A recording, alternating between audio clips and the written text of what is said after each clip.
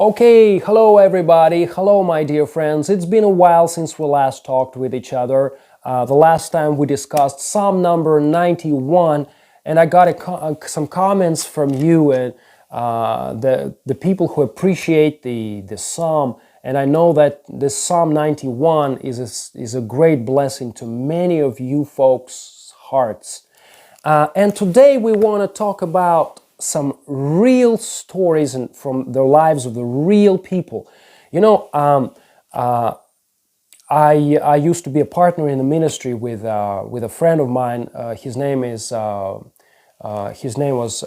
Billy Wood or William Wood, and he went to be with the Lord this last August. And when he was ministering here in Komi Republic, northern Russia, he would get these Guideposts magazines, old issues of Guideposts magazines. I know it's a pretty popular magazine in the States, and now I have a whole bunch of these magazines at my place. You know, and I started reading some of these magazines, and I was touched by many of the real people's stories. You know, they motivate me, they comfort me, they encourage me, they teach me, and I'm sure they will do the same to you. And we want to launch a new series of chats by the fireplace from northern Russia, where we will be discussing, with God's help, some interesting stories from the lives of interesting people. And I want to tell you that no person is uninteresting. You know, from God's perspective, every person deserves studying and paying attention to. There is no such thing as, you know, an unimportant person. Every person has a story to tell. Every person is like a collection of stories, you know. And if you think about this, we are born into this world as participants of a greater story. You know, I really love this one book that I once read, written by John Eldredge, and his book is called Epic, the Epic. And I really recommend you read that book, by the way, a very interesting read. And in that book, he compared our life with God's story. You know, God is trying to tell us a wonderful story of His love and redemption. You know, I even like this interesting English explanation of the word history. You know, like His story. Ever thought about this? Write me in the comments below if you've never thought about this way. History is God's way of telling us His story. Isn't this wonderful, guys? Isn't this wonderful, folks? You know, and we are participants in God's epic story. And every day of your life is like a chapter that you write, you know, with your own actions or inaction, you know, with your ups and downs, with your doubts and expressions of faith. You write a chapter a day. Every person writes their personal story. And I want to tell you that it's worth studying. You know, it's worth studying. And the Guidepost magazines are totally devoted to the inspiring real stories from real people. I really like this format. And I read this one story written by Mary Faith Russell from Columbia, Missouri. By the way, if anybody is listening to us from Missouri, tell us hello in the comments below, won't you? Or anybody who's listening from Illinois, everybody hello there. And everybody who's listening from Iowa, hello there. We love you, folks. Okay, and this story is called Interplaced, and it's about a lonely American lady who met a proud French woman in the 60s. Back in 1966, this lady, Mary, went to France, to northern France, with her husband. There was a coal mining town there, a small town, where an American company was was doing business, and he was a technical director there, her husband, that is. And she was just living in that town, raising kids. She didn't speak very fluent French. Her husband did, but she didn't. By the way, do you happen to know any French words or expressions, by any means? I know that there are some French-speaking people in the U.S., especially in Louisiana, that was bought from the French a long time ago. I'm not very fluent in French, but I can say a few words like bonjour, which means good day, or au revoir, which means goodbye, or voila, which means here you are. Write me in the comments below if you know some expressions in French that you use in your everyday English conversations, And so her husband was very fluent in French, but she wasn't. She was only picking it up, and she was living in this strange town. The manners, the social structure in France differed so much from the way of life back in the States. And so she was having a pretty difficult time getting used to this new lifestyle in northern France. And they were attending a local church. And then one day the pastor approached her and said to her, I've heard there are newcomers on your block, he said. Madame Delplace and her husband and children have moved from Strasbourg. Strasbourg is a French city right on the border with Germany. So Strasbourg. And so they had moved from the city of Strasbourg to this small, tiny coal mining town in northern France. So the pastor kind of encouraged her to visit with that lady, that French lady, and talk to her, because they seemed to be having a kind of difficult time, that French woman did, getting adjusted in this new town. So now, this American lady, Mary Russell, she felt reluctant at first, about going and visiting that French woman. Why? Because she had met her on the street a few times and tried to say hello to her in French, bonjour, bonjour. And that French woman didn't even look at her in response. I mean, she just ignored her altogether. I mean, how do you like that? That is pretty, rude, don't you think? But there is a very interesting lesson here in this story, folks. This lesson is, never treat people, never come to conclusions about a person or a people or a nation or a city or a country, without getting to know them first, on a deeper level. She thought at first that that French woman was just rude, but she found out later why she behaved this way. There was a reason behind that. And when you know the reason behind people's behavior, sometimes, you start to understand and you start reasoning and you think, I don't know if I would act differently if I were in their shoes. So, that lady, Mary Faith Russell, started visiting with that French woman. At first, she came over to her, and that French woman, Mrs. Delplace, Madame Delplace, she met her, and she said, okay, come over.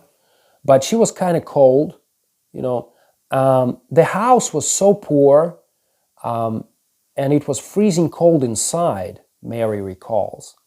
So she couldn't figure out why it was so freezing cold inside.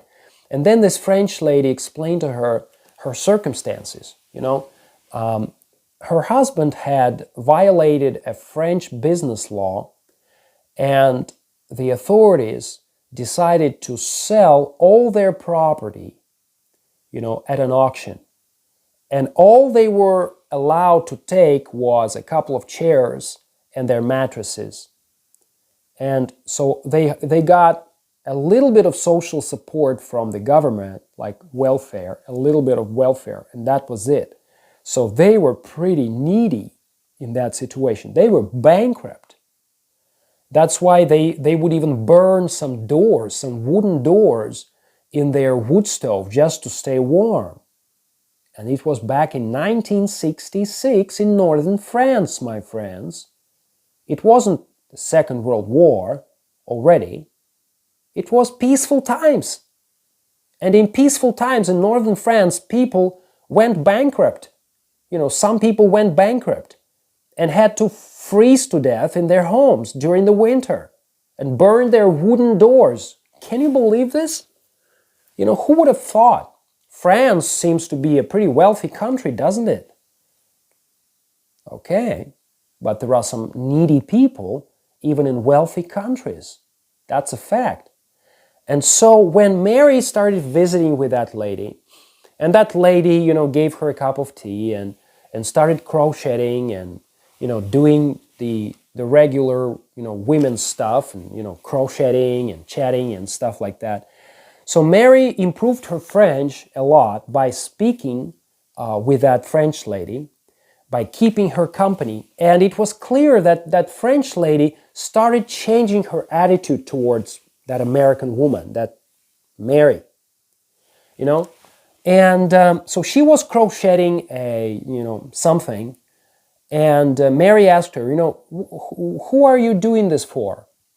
And this Madame Delplace told her, I'm doing this for my sister. Mary said, okay, fine. So the more she got to know Madame Delplace, the more she realized that she wasn't a bad, lady after all. She was a pretty decent lady. But inside there was some bitterness still. Inside Madame Delplace's heart, there was some bitterness. Mary could tell that. But she wouldn't tell her about it. And so when Christmas was round the corner, she decided to visit Madame Delplace and gave her a gift of $70 worth of francs, and gave her some clothes, for her children and stuff. And in response, Madame Delplace gave her, what she had crocheted. And Mary said, I thought it was for your sister. You told me that you were doing this for your sister. And Madame Delplace replied that and told her story, almost broke down by telling her story. She said that, during the Second World War, her city of Strasbourg was bombed by American planes. Well, we know that it was a pretty terrible war, the Second World War, and people were dying on both sides. Even innocent people were dying. And, her dad got killed during one of those bombings. And that French lady, Madame Delplace, vowed never to talk with an American after that. She had this sense of resentment in her heart. Why the Americans bombed the French city of Strasbourg. Probably there were some Germans there, and they wanted to get rid of the German soldiers who were stationed in Strasbourg, probably. But anyways, her dad got killed by friendly fire, you might call this, right? Yes, friends, bad things happen even to good people. Life is life, and things happen in this world. Even bad things happen to good people sometimes. And so She vowed never to talk with an American again in her life. And there was Mary Russell sitting in her living room, an American lady who had been visiting with her, who had been so kind to her. And this lady just, wanted to ask her to forgive her, this French lady. And she said, I want you to have this thing, that I crocheted, and you are my sister now. Wow. Mary Russell was so touched by that gesture, and she felt both forgiving and forgiven in that situation. Oh, that is a beautiful phrase, isn't this, folks? She felt forgiving, because she thought that, behind that rude face of Madame Delplace, there was bitterness, there was anger, there was resentment, there were wounds there. Real wounds from real life situations. And that's why she acted like this. So the next time probably you will see somebody down the road, acting rudely sometimes, or, a situation of road rage, for instance, or something like that. Of course, you need to consider your security, of course, but you also need to realize that, that person may be just, he may be or she may be like wounded inside, and there is a lot of bitterness inside, and something had happened to them. That's why, they say wounded people hurt or wound others,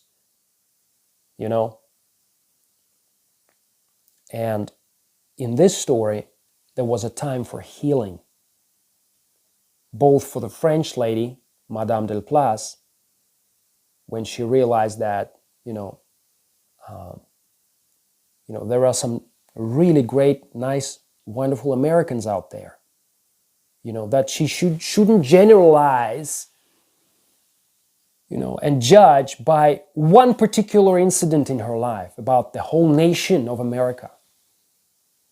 And Mary Russell, she knew, that there is more to a person than meets the eye. There is something deeper inside of every person. And you will not know it unless you get to know them. And it takes some action on your part, to get to know people, yes, with their ups and downs, with their joys and sorrows, with their victories and losses. You need to get to know some of them before you can come to a conclusion of what they're really all about. I hope it was an inspiring story for you folks. I hope it will bring some understanding and healing and motivation and inspiration into your heart. If it does, then why don't you give us a thumbs up and comment in the section below, and pray about this YouTube channel, and may the Lord bless you in every good deed.